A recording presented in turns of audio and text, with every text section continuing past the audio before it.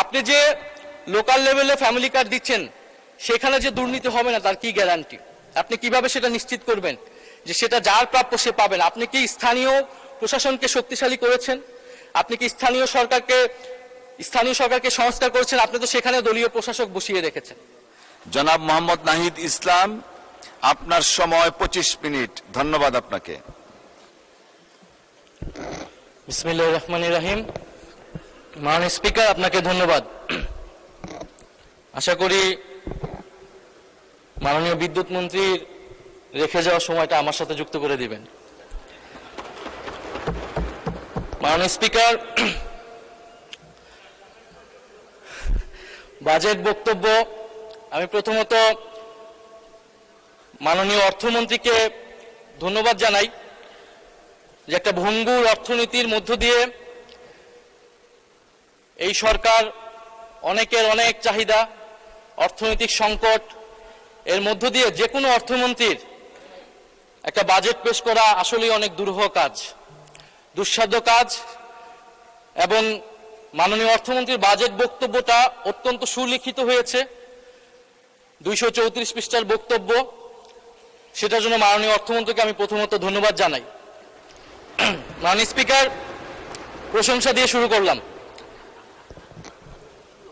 মাননীয় speaker, budget নিয়ে বিরোধী দলের পক্ষ থেকে যেই মোটা দাগে যে সমালোচনাগুলো সেগুলা ইতিমধ্যে চলে এসেছে, সেখানে আমার নতুন করে আসলে যুক্ত করার কিছু নাই। আমরা বলেছি এই বাজেটটা ঘাটতি বাজেট। আমরা বলেছি যে রাজস্ব লক্ষ্যমাত্রা নির্ধারণ করা হয়েছে এটি অবাস্তব। সরকার দলের পক্ষ থেকে তারা বলেছেন তারা স্বপ্নবিলাসী, তারা অসম্ভবকে সম্ভব করতে চায়। যেভাবে তারা নির্বাচনে জয়লাভ করেছেন একইভাবে তারা এই বাজেটকেও বাস্তবায়ন করতে চান তারা। তো মাননীয় স্পিকার, নির্বাচনের বিতর্কে আমি যাব না, সেটা অন্যদিকে চলে যাবে, নিশ্চয়ই একদিন সত্য প্রকাশিত হবে। মাননীয় স্পিকার, বাজেট অর্থনীতির সাথে সম্পর্কিত। রাষ্ট্র যেমন কোনো আবেগের বিষয় না, অর্থনীতিও কোনো আবেগের বিষয় না। আমরা বললাম, আমরা চাইলাম, আমরা বাস্তবায়ন করে ফেলবো সবাই মিলে, আর আমরা করে ফেলবো, এটা সম্ভব নয়। একটি বাজেট বা অর্থনীতির পরিবর্তনের জন্য উৎপাদন, বন্টন, ভোগ, বিনিয়োগ সবকিছুর একটি সুষম পরিকল্পনা প্রয়োজন। সেই পরিকল্পনা আমরা এই বাজেট বক্তব্যে মাননীয় স্পিকার পাইনি। মাননীয় স্পিকার, বাজেটের যাওয়ার আগে আমি যদি একটু অর্থনৈতিক প্রেক্ষাপট নিয়ে কথা বলি। 1971 সাল বাংলাদেশের ছাত্র, তরুণ, কৃষক সবাই একটি জনযুদ্ধের মাধ্যমে এই ভূখণ্ডকে স্বাধীন করলো, লক্ষ্য সামাজিক ন্যায় বিচার প্রতিষ্ঠা করা। কিন্তু দুঃখের বিষয় 1971 সালের পরে আমরা দেখলাম কলকারখানা সবকিছু জাতীয়করণ করে রক্ষী বাহিনীর হাতে তুলে দেওয়া হলো। আওয়ামী লীগের নেতাকর্মীরা সবকিছু দলীয়করণ করলো, ভোগ দখল করলো। ফলশ্রুতিতে দুর্ভিক্ষ আসলো, হাজার হাজার মানুষ মারা গেল, আমাদের অর্থনীতি আরো ভঙ্গুর পরিস্থিতিতে আসলো। পরবর্তীতে বাকশাল হলো, বাকশালের পতন ঘটলো এবং ঘটনা পরিক্রমায় মেজর জিয়াউর রহমান বাংলাদেশের শাসক হলেন। জিয়াউর রহমান ক্ষমতায় এসে যেই নীতিটি নিয়েছিল মাঝারি, ক্ষুদ্র এবং মাঝারি শিল্পের বিকাশ, জিয়াউর রহমান সঠিকভাবে অনুধাবন করেছিলেন বাংলাদেশের সেই সময়ের অর্থনৈতিক সংকট হচ্ছে কর্মসংস্থান। ফলে তিনি মুক্তবাজার অর্থনীতিকে প্রমোট করলেন এবং আমাদের আজকের যে পোশাক শিল্প সেটা জিয়াউর রহমানের হাত ধরে বাংলাদেশে প্রতিষ্ঠিত হলো। আমরা 1978 সালে জিয়াউর রহমান নুরুল কাদেরের দেশ গার্মেন্টসকে প্রমোট করলেন, সহায়তা করলেন দেশ গার্মেন্টস প্রতিষ্ঠায়। সাউথ কোরিয়ার দাইইউ নামক একটি কোম্পানির সাথে চুক্তি করে এদেশের উদ্যোক্তাদের, পোশাক শিল্পের উদ্যোক্তাদের প্রশিক্ষিত করলেন এবং এর মাধ্যমে কয়েকশো শিল্প কারখানা তৈরি হলো, মাঝারি শিল্পের বিকাশ হলো এবং দেশে কর্মসংস্থান তৈরি হলো। মাননীয় স্পিকার, আমাদের দেশে বর্তমান যে সংকট, কর্মসংস্থানের সংকট, আমাদেরকে জিয়াউর রহমানের মতো এই ধরনের একটা নীতি বা পরিকল্পনা অনুসরণ করা প্রয়োজন ছিল মাননীয় স্পিকার। কিন্তু আফসোস, বর্তমান সরকারের যে আই হ্যাভ এ প্ল্যান, সেই প্ল্যানের ভিতরে আমরা এই ধরনের কোনো নীতি বা এই ধরনের কোনো পরিকল্পনা মাননীয় স্পিকার আমরা পাইনি, যেটা দেশে কর্মসংস্থান তৈরি করতে পারবে। 2008 সালে আওয়ামী লীগ সরকার ক্ষমতায় আসার পরে আমরা জানি গত 16 বছর কি হয়েছে। রাজনৈতিক ক্ষমতা কুক্ষিগত হয়েছে, দলীয়করণ হয়েছে। রাজনৈতিক ক্ষমতা কুক্ষিগত হওয়ার সাথে সাথে অর্থনীতিও কুক্ষিগত হয়েছে, সম্পদ কুক্ষিগত হয়েছে। ফলে অলিগার্ক শ্রেণী তৈরি হয়েছে, সিন্ডিকেট তৈরি হয়েছে। আপনি বিভিন্ন সেক্টরে যাবেন, 3-4টা কোম্পানি বাংলাদেশের সেই সেক্টরের সকল ব্যবসা নিয়ন্ত্রণ করছে। আমরা জানি কিভাবে ব্যাংক লুট হয়েছে, দেশের হাজার হাজার কোটি টাকা লোপাট হয়েছে। এই অলিগার্ক যেই অর্থনৈতিক ব্যবস্থা তৈরি হলো, সমাজে বৈষম্য তৈরি হলো এবং বাংলাদেশের তরুণ যুবকরা তারা কোনো কর্মসংস্থান পাচ্ছে না।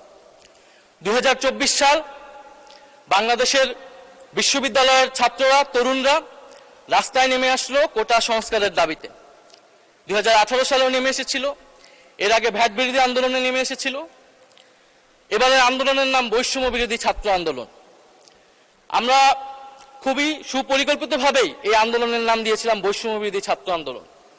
কারণ মাননীয় স্পিকার, আমাদের সামনে এটা স্পষ্ট ছিল যে শুধু সরকারি চাকরিতে কোটা যেমন বৈষম্য, কিন্তু সমাজে যে মূল বৈষম্যটা রয়ে গেছে, যার ফলে কর্মসংস্থান তৈরি হচ্ছে না, তার বিরুদ্ধে আসলে আমাদের আন্দোলন করতে হবে, তার বিরুদ্ধে আমাদের লড়াই করতে হবে। মাননীয় স্পিকার, বৈষম্য বিরোধী ছাত্র আন্দোলনের মধ্য দিয়ে গণ অভ্যুত্থান সংগঠিত হলো এবং স্বৈরাচারী শেখ হাসিনা সরকারের পতন ঘটল। আমাদের এই যে বর্তমান সময়, এই সময় অর্থনৈতিক সংকটে আমার কাছে মেজর ক্রাইসিস 3টা। একটা হচ্ছে কর্মসংস্থান তৈরি, দ্বিতীয়ত হচ্ছে ব্যাংকিং খাত সংস্কার এবং তৃতীয়ত হচ্ছে আমাদের যে বিদ্যুতের যে চুক্তিগুলো হয়েছে, বিদ্যুতের দাম যে বেড়ে গিয়েছে সেটাকে আমরা কিভাবে আবার কমিয়ে আনবো, সহনীয় পর্যায়ে আনবো। মাননীয় স্পিকার, সরকারের নির্বাচনী প্রচারণা এবং এই বাজেট, তাদের প্রধান একটা প্রচারণার অংশ বা প্রজেক্ট হচ্ছে ফ্যামিলি কার্ড।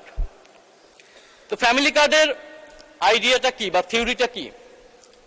বলা হয়ে থাকে যে গরিব মানুষকে যদি আপনি 100 টাকা দেন, সে 100 টাকার পুরোটাই সে খরচ করবে নিজের জন্য কিছু কেনার জন্য। সে সেটা সঞ্চয় করবে না, বিনিয়োগ করবে না, সে খাবার কিনবে বা তার নিত্য প্রয়োজনীয় কিছু জিনিস সে কিনবে। ফলে যদি আপনি গরিব মানুষকে টাকা দেন, 2000 টাকা দেন, 2500 টাকা দেন, সেই টাকাটা মানি রোল হবে, হাত বদল হবে, এভাবে অর্থনৈতিক একটা পরিবর্তন হবে। আমি যেরকমটা বুঝেছি মাননীয় অর্থমন্ত্রী। তো ফ্যামিলি কার্ডের এই যে থিওরিটা এবং এই যে 41 লক্ষ এবং পরবর্তীতে এটা কয়েক কোটি, 2 কোটি পরিবারকে দেওয়া হচ্ছে, এর ফলে রুরাল অর্থনীতিতে টাকা ঢুকছে, এটা সত্য। কিন্তু মাননীয় স্পিকার, এই ফ্যামিলি কার্ড বা এই প্রজেক্টের মাধ্যমে আপনি কনজাম্পশন ডিমান্ড তৈরি করতেছেন, আপনি কিন্তু প্রোডাকশন ডিমান্ড বা ইনভেস্টমেন্ট ডিমান্ড তৈরি করতেছেন না। সে টাকা দিয়ে কিনবে প্রোডাক্ট, সেই প্রোডাক্টটা সে ইন্ডিয়ান প্রোডাক্ট কিনবে, চাইনিজ প্রোডাক্ট কিনবে, কারণ এই দেশে তো প্রোডাকশন আপনি বাড়াচ্ছেন না, কিন্তু তাকে আপনি কনজাম্পশনটা বৃদ্ধি করে দিচ্ছেন। ফলে আমাদের এই সময় প্রয়োজন ছিল ইনভেস্টমেন্ট ডিমান্ড তৈরি করা, সোসাইটিতে অর্থনীতিতে প্রোডাকশন ডিমান্ড তৈরি করা, মিডল ইকোনমি তৈরি করা, ক্ষুদ্র এবং মাঝারি শিল্পের বিকাশ তৈরি করা। কিন্তু আপনি যেটা করছেন, কনজাম্পশন ডিমান্ড তৈরি করছেন। এর ফলে আপনাকে কি করতে হবে? আমদানি করতে হবে এবং আপনাকে উচ্চ মূল্যস্ফীতি হয়ে যাবে এবং আপনি একটা নির্ভরশীল জনগোষ্ঠী তৈরি করছেন, যেখানে আমাদের বাংলাদেশের এই মুহূর্তে সবচেয়ে সম্ভাবনার জায়গা হচ্ছে তরুণরা। ডেমোগ্রাফিক ডিভিডেন্ডের সবচেয়ে স্বর্ণ সময় আমরা পার করছি মাননীয় স্পিকার।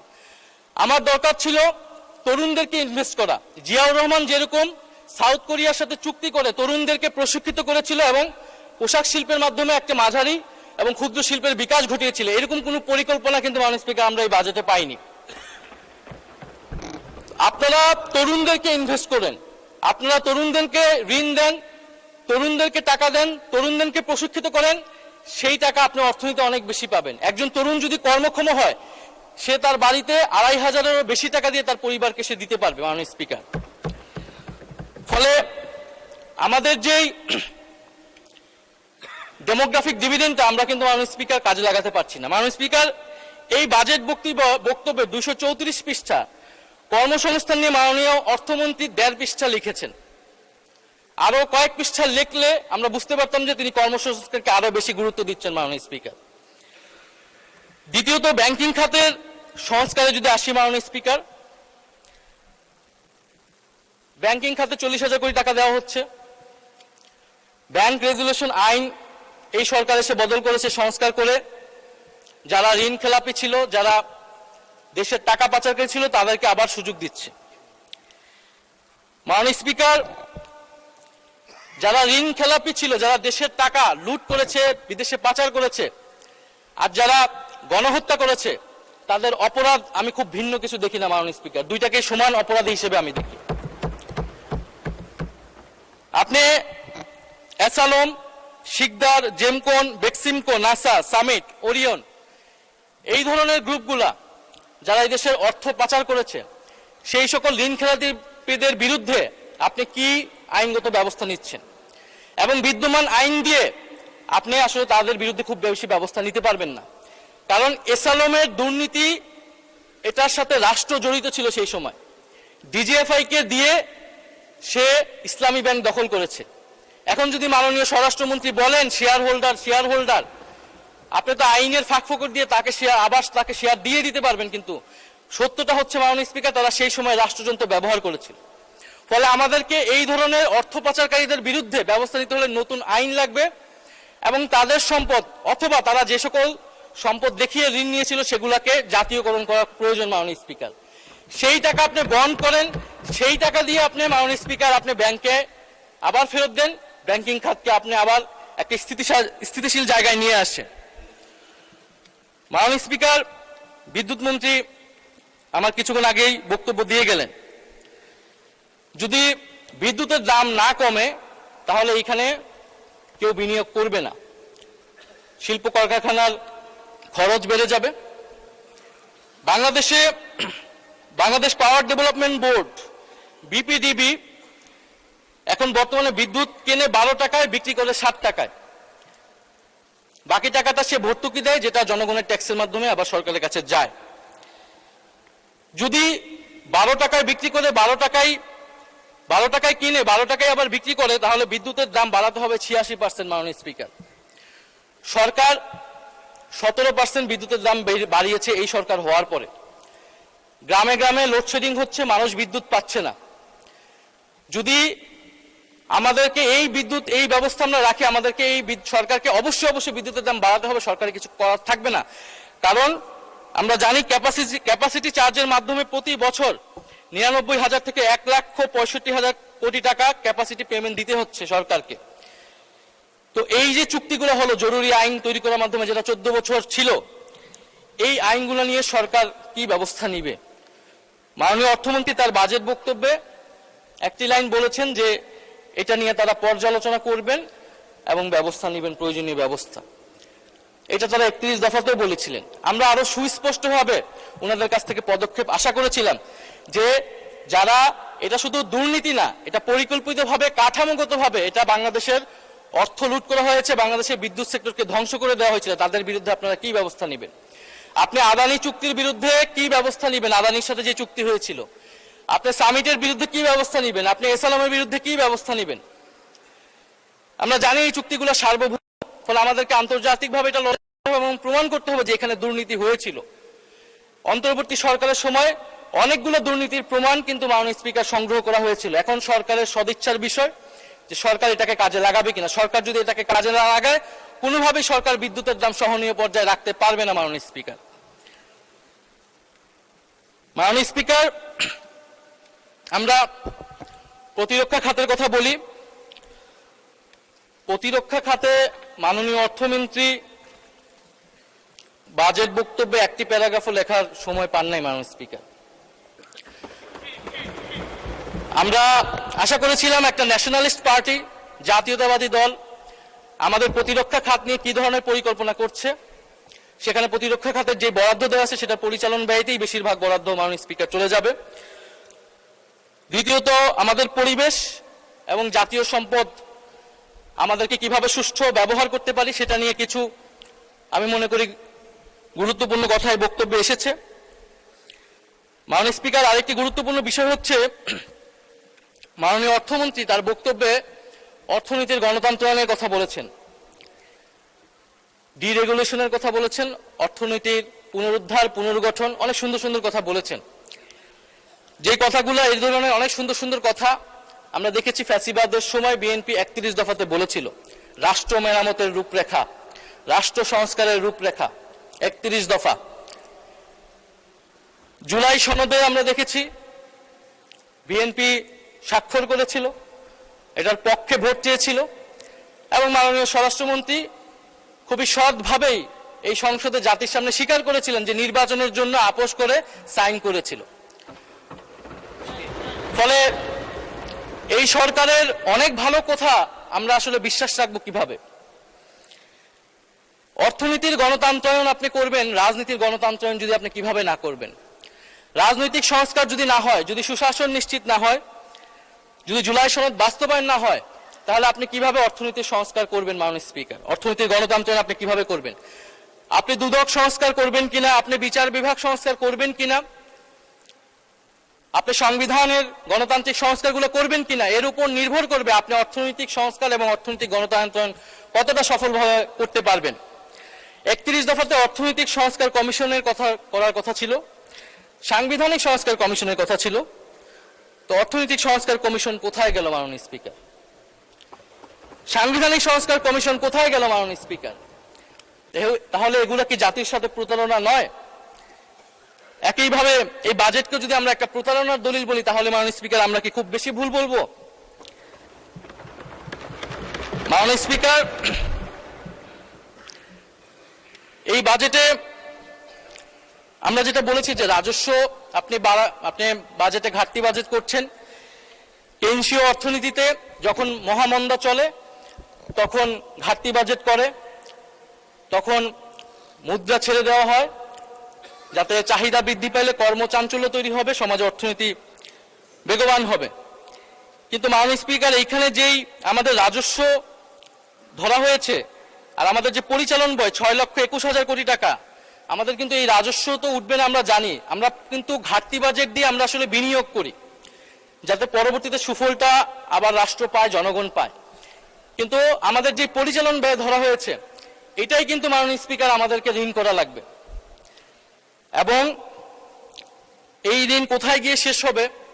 বিগত আমলে আমরা দেখেছি দেশকে ঋণগ্রস্ত করা হয়েছে, প্রচুর ঋণ নেওয়া হয়েছে। ফলে ঠিক অর্থনৈতিক গুণগত পরিবর্তনটা বিগত সময় থেকে কোথায় হলো, এটা আমাদের কাছে মাননীয় স্পিকার ধরা পড়ছে না। মাননীয় স্পিকার, আমি একটু অন্য বিষয়ে যেতে চাই। আমাদের একজন সরকার দলীয় মাননীয় সংসদ সদস্য তার এক বক্তব্যে বলেছেন যে এখন অনেকে গাড়ি চড়ে, যে আগে তারা কি চড়তো বা রিক্সায় চড়তো, এখন তারা গাড়ি চড়ে, এরকম একটা কথা বলেছেন মাননীয় স্পিকার। মাননীয় স্পিকার, আজকে মাসের কত তারিখ? 28।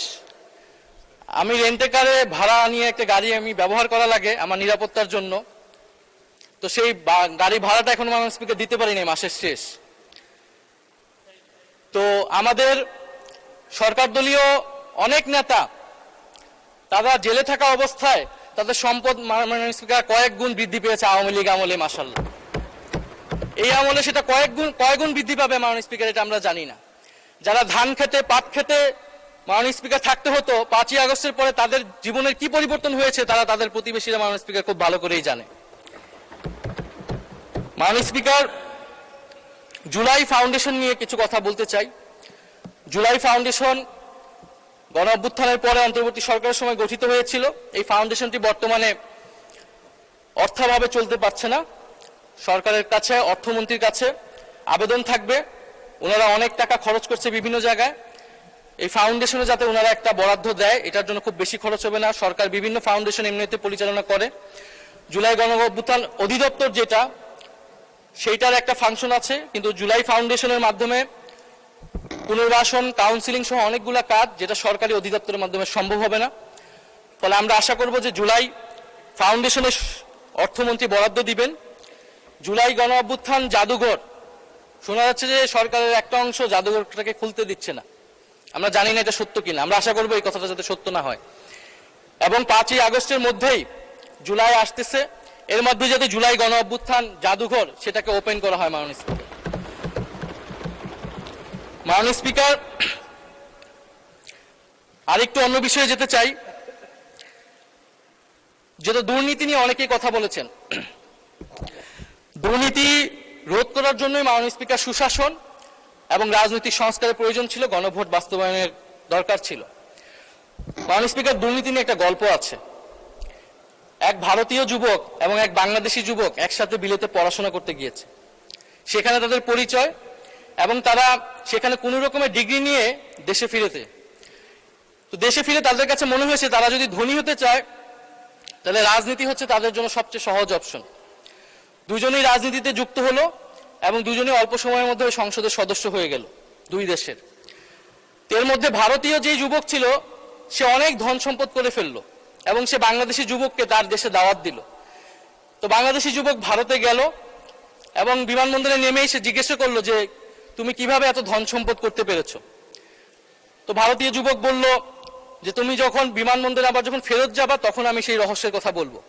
তো সে ভারত ঘুরে আবার যখন ফেরত যাচ্ছে বিমানবন্দরে, তখন রাস্তায় সে ভারতীয় যুবক নদীর উপরে একটা সেতু দেখাচ্ছে যে এই সেতুটা দেখছো, এই সেতুর অর্ধেক হচ্ছে আমার ধন সম্পদের উপর দাঁড়িয়ে আছে। বাংলাদেশি যুবকটা সেই ইঙ্গিতটা বুঝতে পারলো এবং দেশে ফিরে আসলো। দেশে ফেরত এসে কয়েক বছরের মধ্যে সেও অনেক ধন সম্পদের মালিক হয়ে গেল এবং ভারতীয় যুবককে আবারও বাংলাদেশে দাওয়াত দিল। ভারতীয় যুবক বাংলাদেশে আসলো, এসে সেই বাংলাদেশি যুবককে বলল কোথায় তোমার সেতু কোথায়। তো বাংলাদেশি যুবক বলল যে তুমি থাকো 2 দিন, যাওয়ার সময় বিমানবন্দরে আমি তখন তোমাকে এই রহস্যের কথা বলবো। তো 2 দিন থেকে সে যখন বিমানবন্দরে আবার বিদায় দিতে জানাচ্ছে ভারতীয় যুবককে, তখন সে নদীর উপরে একটা সেতু দেখাচ্ছে যে ওই যে দেখছো সেতুটা, ওই সেতুটার উপরে আমার ধন সম্পদের উপরে সেতুটা দাঁড়িয়ে আছে। ভারতীয় যুবক বলল কোথায়, সেতু কোথায়? তখন বাংলাদেশি যুবক বলল তুমি যদি সেতু দেখতেই তাহলে তার আমার ধন সম্পদ এতটা হতো না। তো মাননীয় স্পিকার, বাংলাদেশের উন্নয়ন, মেগা প্রকল্প, মেগা প্রজেক্ট, এগুলোর মাধ্যমে ধন সম্পদ কিভাবে তৈরি হয়, আমলাতন্ত্র, রাজনীতিবিদ, ব্যবসায়ী চক্র কিভাবে ফুলে ফেপে বড় হয়েছে এটা আমরা জানি। এইটাকে চেক এন্ড ব্যালেন্স করার জন্য, এটাকে অ্যাকাউন্টেবল করার জন্য, জবাবদিহিতার আওতায় আনার জন্য মাননীয় স্পিকার হচ্ছে জুলাই সনদ এবং গণভোট অনুষ্ঠিত হয়েছিল। আপনি যে লোকাল লেভেলে ফ্যামিলি কার্ড দিচ্ছেন সেখানে যে দুর্নীতি হবে না তার কি গ্যারান্টি? আপনি কিভাবে সেটা নিশ্চিত করবেন যে সেটা যার প্রাপ্য সে পাবেন? আপনি কি স্থানীয় প্রশাসনকে শক্তিশালী করেছেন? আপনি কি স্থানীয় সরকারকে সংস্কার করেছেন? আপনি তো সেখানে দলীয় প্রশাসক বসিয়ে রেখেছেন।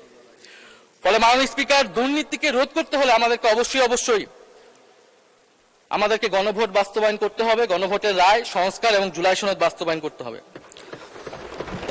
মাননীয় স্পিকার, আমি শেষের দিকে এসে গিয়েছি, আরেকটি বিষয়ে যাব। এই সরকার আসার পরে সীমান্তে প্রায় 10 জনের মতো ভারতীয় বাহিনী বিএসএফ দ্বারা হত্যা করা হয়েছে এবং পুশিং করার চেষ্টা করা হচ্ছে অবৈধ বাংলাদেশি বলে। আমরা এই বাজেট অধিবেশনে পুশিং নিয়ে একটা আলোচনা করতে চেয়েছিলাম মাননীয় স্পিকার। এই আলোচনাটা আমরা জানি না কোন কারণে এই আলোচনাটা আমাদেরকে করতে দেওয়া হয় নাই। সরকারি দল, বিরোধী দল, সমালোচনা, প্রশংসা, এত কথা হলো, আমরা কি 1 ঘন্টা সময় মাননীয় স্পিকার বের করতে পারতাম না পুশিং নিয়ে আলোচনা করার জন্য? আমরা বিএনপির নামের সাথে জাতীয়তাবাদ শব্দটা আছে, আমরা দেখতে চাই তারা কিভাবে সীমান্ত হত্যা বন্ধ করে মাননীয় স্পিকার, এবং সেই বিষয়ে আমরা সর্বাত্মকভাবে সহযোগিতা করব। আমরা বিজেপিকে সাধুবাদ জানাই এই মহান সংসদ থেকে, তারা যেভাবে প্রতিরোধ করছে, যেভাবে দৃঢ়তার সাথে দাঁড়িয়ে রয়েছে। বাংলাদেশের 18 কোটি জনগণ মাননীয় স্পিকার বাংলাদেশ বিজেপির সাথে রয়েছে। মাননীয় স্পিকার, পশ্চিমবঙ্গে একটি নির্বাচন হয়েছে এবং শুভেন্দু অধিকারী সেখানকার মুখ্যমন্ত্রী হয়েছে। নির্বাচনের আগে এবং পরে বাংলাদেশকে নিয়ে লাগামহীন বক্তব্য দিয়ে যাচ্ছে মাননীয় স্পিকার। তিনি বলেছেন নির্বাচনী এক জনসভায়, আমাদের জন্যই বাংলাদেশ তৈরি হয়েছে, বড় বড় কথা বলো, অবৈধ সবাইকে পাঠিয়ে দেব। তিনি এর আগে একটি জনসভায় বলেছেন ইসরায়েল যেভাবে গাজাকে শিক্ষা দেয় বাংলাদেশকেও সেভাবে শিক্ষা দিতে হবে। মাননীয় স্পিকার, এই অদ্ভুতের জবাব বাংলাদেশ সরকারকে দিতে হবে, পররাষ্ট্র মন্ত্রণালয়কে দিতে হবে। আমরা পররাষ্ট্র মন্ত্রণালয় থেকে কঠোর জবাব আশা করছি এবং ইতিহাস ভুলে গেলে চলবে না। এই পূর্ববঙ্গের কৃষকের টাকায় মাননীয় স্পিকার কলকাতা শহর তৈরি হয়েছিল। কলকাতা শহর আমরা 1937 সালে বিজয় লাভ করেছিলাম মাননীয় স্পিকার, এবং শ্যামাপ্রসাদ মুখার্জিরা তারা সাম্প্রদায়িক নীতির ভিত্তিতে পশ্চিমবঙ্গ ভাগ করেছিল, যে পশ্চিমবঙ্গ দিবস আজকে নরেন্দ্র মোদী পালন করছে। আমরা এই জাতীয়তাবাদী সরকারকে আমরা সেই সমমর্যাদায় সমতার নীতি নিয়ে আমরা প্রতিবেশীর সাথে সম্পর্ক করতে চাই। বাংলাদেশ ফার্স্ট, এটা যাতে শুধু মুখে মুখে না থাকে। মাননীয় স্পিকার, আমাকে যদি আর একটু সময় বাড়িয়ে দিতেন আমি শেষ করে ফেলবো। জি, 4 মিনিট দেওয়া হলো আপনাকে, ধন্যবাদ। মাননীয় স্পিকার, ভারতীয় নতুন হাই কমিশনার বাংলাদেশে এসেছেন দীনেশ ত্রিবেদী। তো ত্রিবেদী সাহেব বাংলাদেশে প্রবেশ করেই ভারতের আকাশ জমি বাংলাদেশের আকাশ জমির সাথে মিলিয়ে ফেলেছে মাননীয় স্পিকার। তো মিষ্টি কথায় মাননীয় স্পিকার চিরা ভিজে না। গত 16 বছরের কথা আমরা ভুলে যাইনি। তাদের উচিত ছিল, নতুন হাই কমিশনার উচিত ছিল প্রথমত অ্যাপোলজি করা। 16 বছরে বাংলাদেশে যে প্রত্যক্ষ এবং পরোক্ষভাবে আওয়ামী লীগকে ক্ষমতায় রাখতে সহায়তা করেছে ভারত সরকার, তার জন্য অ্যাপোলজি করা। এখানে যে গণহত্যা সংঘটিত হয়েছিল এবং এখনো সেই গণহত্যার হত্যাকারী ওসমান হাদির হত্যাকারীকে ভারতে আশ্রয় দেওয়া হয়েছে, বাংলাদেশে নাশকতা করছে আওয়ামী লীগ, তার জন্য ভারতীয় হাই কমিশনারকে অ্যাপোলজি করা উচিত ছিল। এবং কিভাবে বাংলাদেশের সাথে নতুন সম্পর্ক তৈরি করবে মর্যাদা এবং সমতার ভিত্তিতে, সেই কথা বলা উচিত ছিল মাননীয় স্পিকার। আমরা সর্বশেষ বলতে চাই যে এই বাজেট অধিবেশন আমরা সবাই চাই বাংলাদেশের অর্থনৈতিক সমৃদ্ধি। আমার আজকের বক্তব্যের মূল কথাটাই ছিল যে এই দেশের তরুণদেরকে আপনারা কাজে লাগান, তরুণদেরকে কর্মক্ষম করুন, প্রশিক্ষণ দিন, প্রশিক্ষণ দিয়ে বিদেশে পাঠান, তরুণদেরকে দেশে প্রশিক্ষিত করে ক্ষুদ্র মাঝারি শিল্পের বিকাশে সহায়তা করুন। এবং আমাদের যেই এই বঙ্গীয় বদ্বীপের সার্বভৌমত্ব আমরা রক্ষা করতে চাই, আমাদের সীমান্ত, আমাদের নদী, পানি, সাগর এবং অর্থনীতিকে রক্ষা করার লড়াই মাননীয় স্পিকার আমরা চালিয়ে যেতে চাই। আমরা মনে করি এই লড়াই এখনকার লড়াই না মাননীয় স্পিকার, এটা আমাদের পূর্বসূরীরা এই লড়াই চালিয়েছেন। 1947 সালে আমরা আমাদের কৃষকেরা জমির অধিকারের জন্য লড়াই করেছেন, পেয়েছেন জমির অধিকার। 1971 সালে আমরা স্বাধীন ভূখণ্ড পেয়েছি, 24 সালে আমরা সার্বভৌমত্ব পেয়েছি। মাননীয় স্পিকার, এই লড়াই চালিয়েছিলেন হাজী শরীয়তুল্লাহ ফরাজি আন্দোলনের মাধ্যমে, এই লড়াই চালিয়েছিলেন তিতুমির বাঁশের কেল্লার মাধ্যমে, এই লড়াই চালিয়েছিলেন হাবিলদার রজব আলী সিপাহী বিদ্রোহে, এই লড়াই শাহজালাল চালিয়েছিলেন গৌর গোবিন্দের বিরুদ্ধে। মাননীয় স্পিকার, আমাদের যে 100 বছরের সংগ্রাম, এই দেশের ভূখণ্ড, মাটি, আমাদের স্বাধিকার, আজাদি রক্ষা করার লড়াই, এই হাজারো সংগ্রাম লড়াইয়ের মধ্য দিয়ে আমরা একটা দেশ পেয়েছি যার নাম বাংলাদেশ। এই দেশকে আমরা রক্ষা করতে চাই, এই দেশকে আমরা ঐক্যবদ্ধ করতে চাই। এই দেশকে রক্ষার জন্য, স্বাধীনতা সার্বভৌমত্বের জন্য, বৈষম্যহীন এবং গণতান্ত্রিক বাংলাদেশের জন্যই 2024 সালে এত তরুণ, এত মানুষ জীবন দিয়েছে। আমরা আশা করব সেই জীবনদান বৃথা যাবে না। ফলে বর্তমান সরকারের প্রতি আমাদের আহ্বান থাকবে যে দুর্নীতি বন্ধ করুন, জুলাই সনদ বাস্তবায়ন করুন এবং যারা টাকা পাচার করেছে, অর্থনৈতিকভাবে লুটপাট করেছে, তাদেরকে বিচারের আওতায় আনুন। ইনশাআল্লাহ আমরা ঐক্যবদ্ধভাবে এই বাংলাদেশ বিনির্মাণ করব এবং বাংলাদেশকে একসাথে নেতৃত্ব দিব। মাননীয় স্পিকার, আপনাকে ধন্যবাদ। ইনকিলাব জিন্দাবাদ।